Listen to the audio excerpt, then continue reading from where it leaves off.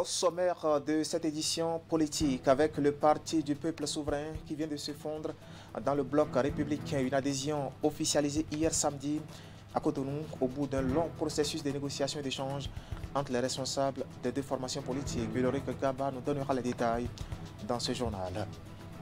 Nous irons ensuite à Djougou pour parler de l'université de vacances des enseignants des lycées du Bénin. Cette année, ils se sont retrouvés au centre de formation technique et professionnelle de cette ville Carrefour pour échanger sur la problématique de la valorisation des métiers. Une initiative du ministère de l'enseignement secondaire technique et de la formation professionnelle qui vise à donner un nouveau souffle à l'apprentissage technique au Bénin. Et puis en fin de journal, il sera question de culture avec l'exposition des œuvres de l'artiste plasticien Kofi Gaou. L'initiative est du jeune acteur culturel Patrick Idou pour célébrer le parcours de l'homme 3 ans après son décès. Mofit Sabouran et Teddy Goudalo nous donneront les précisions dans un instant. Voilà pour le sommaire. Bien bonsoir et bienvenue à notre grande édition du soir de ce dimanche 4 septembre 2021. En politique, le Parti du peuple souverain vient de se fondre dans le bloc républicain et l'acte de mise ensemble a été signé hier samedi à Cotonou, un exercice qui vient couronner un long processus de négociations et d'échanges entre les responsables des deux partis. Retour sur les temps forts de cette cérémonie avec Ulrich Gaba. C'est désormais officiel, le Parti du peuple souverain PPS rejoint le bloc républicain. Saliou Adamou et ses camarades ont choisi le cheval blanc cabré pour poursuivre leur combat politique et donner plus de force et de vigueur à ce grand parti acquis aux idéaux du président de la République. La présente cérémonie est l'aboutissement d'un long processus de négociation. Considérant les assurances données par le SGN du BR à la délégation du PPS, devant Dieu et les hommes, et au nom de tous les coordonnateurs du PPS ici présents, au nom de tous les militants et militantes des différentes contrées de notre pays, et à mon nom propre, je déclare officiellement l'adhésion du parti PPS au bloc républicain.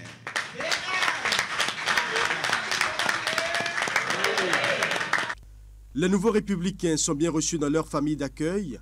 Le tapis rouge leur est dressé. Ils reçoivent les conseils et les encouragements nécessaires susceptibles de faciliter leur intégration au sein du bloc républicain. Au nom de l'Organisation des femmes républicaines, je vous dis, nous sommes heureuses de vous recevoir. Madame Alapini, ne vous inquiétez pas. Le bloc républicain est le parti qui concourt à l'épanouissement des jeunes et des femmes. La célébration ici que nous faisons aujourd'hui, c'est l'œuvre de Dieu. Cotonou, comme un jeu sur le terrain politique, attendait de peaufiner l'équipe d'attaquants de pointe. Nos finisseurs sont là. Je voudrais rassurer Monsieur le Président pour vous dire que c'est avec beaucoup de bonheur que le BR accueille le PPS en son sein. Votre place est déjà toute réservée. Il y a déjà un mécanisme mis en place pour nous permettre d'accueillir et d'insérer les membres des partis qui rejoignent le BR.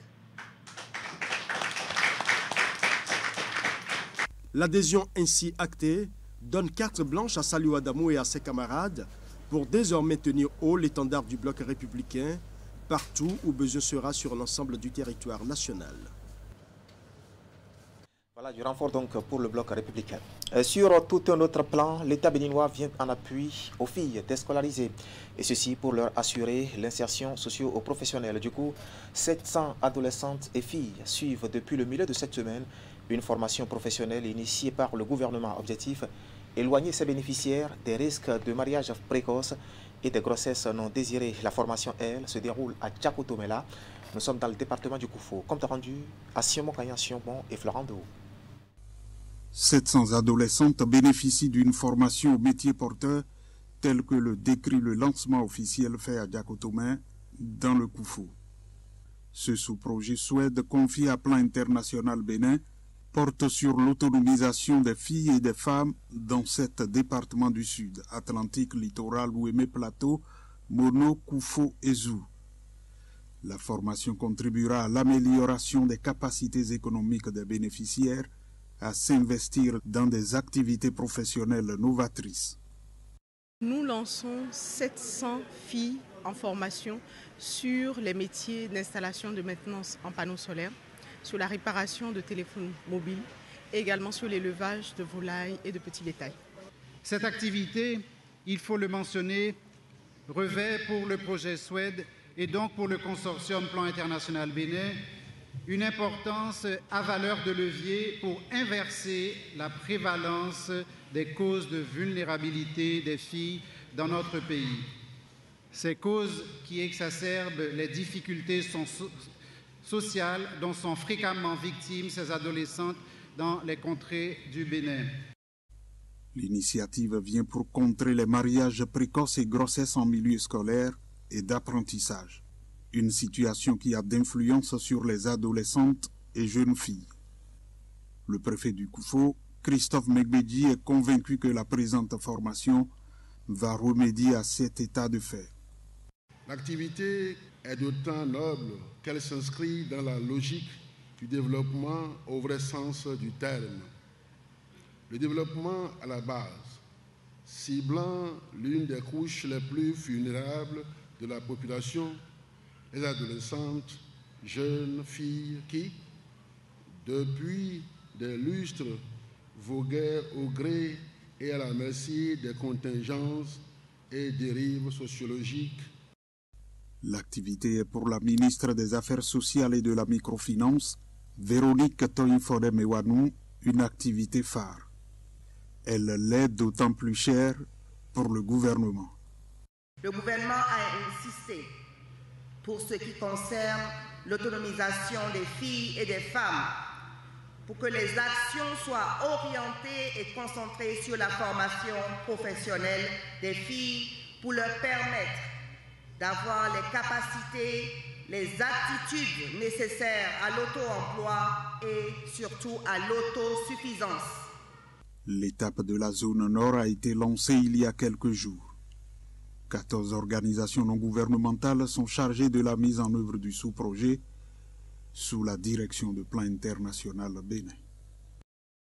Et voilà au lancement de la formation professionnelle de ces 700 adolescentes et jeunes filles déscolarisées. Plusieurs préfets étaient présents dans celui du littoral. Alain Oron, là, il revient ici sur les avantages de cette initiative. Suivez. Tout ce qui se fait pour aller vers l'autonomie ou l'autonomisation de la femme, des jeunes filles, remplit les critères de ce troisième pilier fondamental du programme d'action du gouvernement 2016-2021, 2021-2026. Il y a un deuxième élément que nous devons voir également à travers ce projet, c'est celui de la professionnalisation.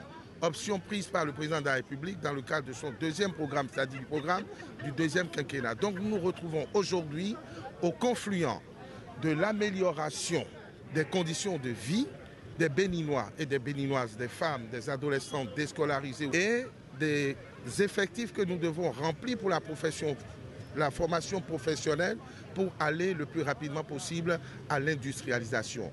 Donc c'est un pan important du programme du gouvernement qui justifie d'ailleurs la mobilisation non seulement du ministre des Affaires sociales, de la microfinance, de son collègue, des enseignements techniques secondaires, de la formation professionnelle, mais de la présence massive des autorités déconcentrées. Vous avez quasiment tous les 7 préfets de la zone dite sud, après que la zone nord ait lancé ses activités. Vous avez une présence massive des maires des différentes villes concernées. C'est vous dire l'engagement qui est celui des élus, qui est celui des autorités déconcentrées autour de ce pan important du programme d'action du gouvernement que nous avons le devoir, le bonheur et le privilège d'accompagner. Voilà, c'était Alain Okounla, préfet du littoral. Nous allons prendre la direction de Djougou et c'est pour parler de l'université de vacances des enseignants des lycées du Bénin. Cette année, ils se sont retrouvés au centre de formation technique et professionnelle de cette ville Carrefour pour échanger justement sur la problématique de la valorisation des métiers, une initiative du ministère de l'enseignement secondaire, technique et de la formation professionnelle qui vise à donner un nouveau souffle à l'apprentissage technique au Bénin. Les détails, c'est avec Alassane Arouna et Abdou Sabi Drissou. C'est dans cette ambiance de gaieté que l'Université de vacances de l'enseignement secondaire, technique et de la formation professionnelle, édition 2022, a pris fin. Démarré le 31 août dernier, ce rendez-vous du donner et du recevoir de haut niveau académique a permis aux participants des différents lycées techniques du Bénin de se pencher sur la problématique de la valorisation des métiers pour une insertion professionnelle garantie. Mesdames et messieurs, je voudrais donc saluer le choix de la thématique de cette édition qui témoigne de la vision selon laquelle le FTP permet à l'individu d'acquérir des compétences devant contribuer à son insertion sociale, au développement de sa personnalité et à son épanouissement intégral. Ce n'est un secret pour personne aujourd'hui. Ce sous-secteur est plus que jamais un véritable vecteur de la culture entrepreneuriale pour une employabilité à sens horizontal et non vertical, en rupture avec la vision unipolaire selon laquelle c'est l'État le pourvoyeur unique et exclusif de l'emploi. La présente université de vacances, en plus des liens intermétiers développés, vient à point nommé baliser le terrain pour l'offre éducative de qualité, une offre pour répondre aux exigences du marché de l'emploi inscrites dans le vaste chantier ouvert par le gouvernement à travers le ministère de l'enseignement secondaire, technique et de la formation professionnelle. C'est un engagement pour chacun d'entre vous de rendre davantage vos activités d'enseignement-apprentissage encore plus pratiques, mais surtout plus probantes, qui ramène l'apprenant dans son contexte de vie, qui ramène l'apprenant dans le contexte du métier. Et c'est ça qui, pour nous au ministère, fait la réussite de cette université. Je rendrai compte au ministre que j'ai dit en son nom que nous sommes satisfaits de cette évolution. La fin de cette université de vacances est sanctionnée par la remise d'attestations aux participants. Dans le reste de l'actualité ce soir sur Canal 3 Bénin, le mouvement populaire de libération qui est désormais en partenariat avec l'Institut supérieur agro-pastoral de biotechnologie et de l'environnement. Partenariat voulu pour venir en aide aux jeunes béninois et déjà 231 bourses sont prévues pour être offertes aux étudiants désireux d'entreprendre dans le domaine de l'agriculture, des formations dont les frais sont en partie pris en charge par le MPL. Compte rendu, Idrissou Boukari et Henri Gantier. Voici l'acte juridique qui officialise le partenariat entre le mouvement populaire de libération et l'Institut supérieur agro-pastoral de biotechnologie et de l'environnement. Vive Visalpap, vive la coopération entre le MPL et Visalpap. Voilà. Une signature de convention entre les deux parties qui mettent à la disposition des jeunes 231 bourses d'études sur l'ensemble du territoire national à raison de 3 étudiants par commune, dont 2 filles et 1 garçon.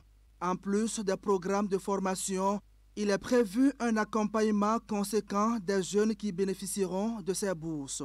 Cette initiative permettra de financer les 30 meilleurs étudiants à la fin du cycle de formation, d'assurer la protection individuelle pour chaque étudiant, l'envoi des 3 premiers en France à compter du master, la présentation de tous les étudiants de 2e année au concours d'entrée dans 10 grandes écoles de la France, des stages pour les 5 premiers à l'extérieur, la prise en charge des 2 premiers ayant 14 de moyenne à l'examen de licence durant leur cycle de master.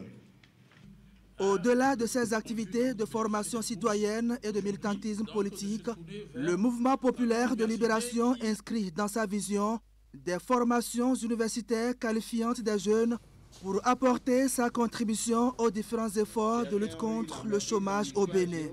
Pour ce partenariat avec l'Institut supérieur agro-pastoral de biotechnologie et de l'environnement, le MPL prend en charge sur 3 ans une bonne partie des frais de formation aux métiers d'avenir. Monsieur le Président, nous pouvons vous dire aujourd'hui que nous disposons des ressources nécessaires pour assurer la conduite de cette convention qui sera signée. Cette convention ne sera pas une formalité, mais un document juridique que vous allez évaluer à la fin des 3 ans de formation des étudiants que vous allez nous envoyer. Je voudrais inviter également tous les autres acteurs politiques qui ont pris l'engagement d'accompagner les jeunes, d'accompagner la jeunesse du Bénin, qui aujourd'hui se trouve être la couche la plus exposée aux affres du sous-développement, aux affres du chômage. Je voudrais les inviter à jeter un regard un peu plus bienveillant à l'endroit de cette jeunesse pour que de plus en plus notre pays cesse d'être fabricant de jeunes qui n'ont rien à faire, comme vient de le dire le président de la FENAPEB, des jeunes qui, à la fin de leur cursus de formation, se retrouvent encore à la charge malheureusement de leurs parents. Les étudiants bénéficiaires de ces bourses seront formés dans les filières qui sont en phase avec la vision du parti.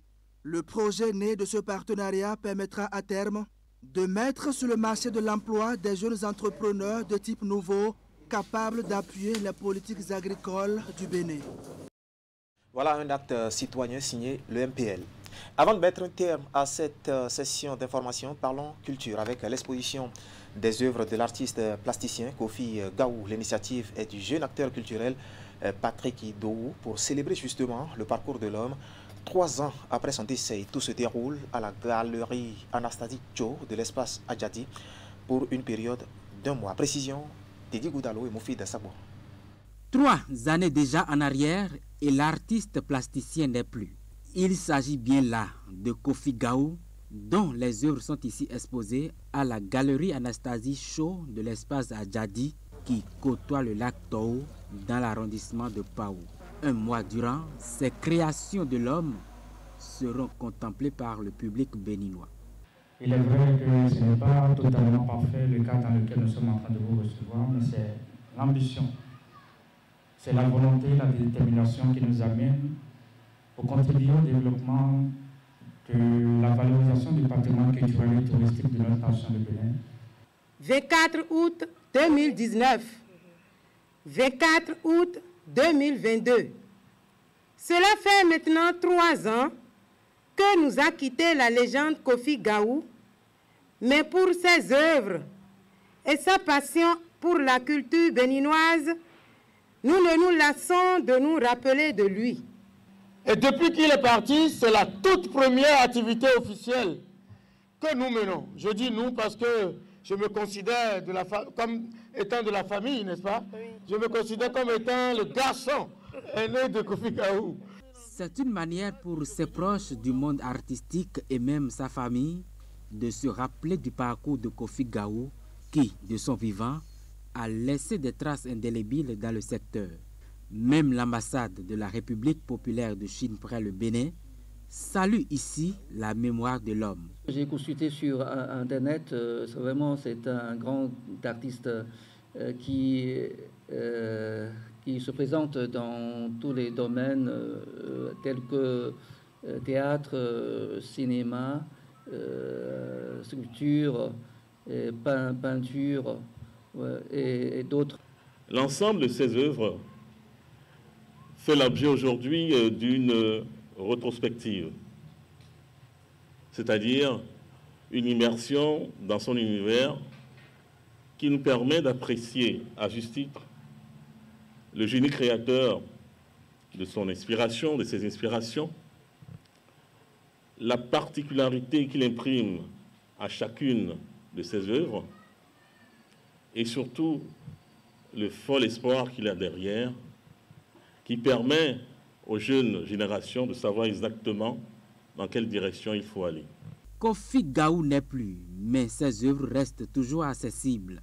Et tout acte allant dans le sens de leur célébration sera bien accueilli tant par ses enfants et même le gouvernement. Voilà, l'artiste s'en est donc allé, mais ses œuvres restent et parlent pour lui. Ainsi va l'actualité ce soir sur Canal 3 Bénin. Toute l'équipe technique et celle de la rédaction qui m'accompagne vous remercie de nous avoir suivis. Ne zappez surtout pas juste après le générique de fin de ce journal. Je vous retrouve pour la revue de presse hebdomadaire. À très vite donc.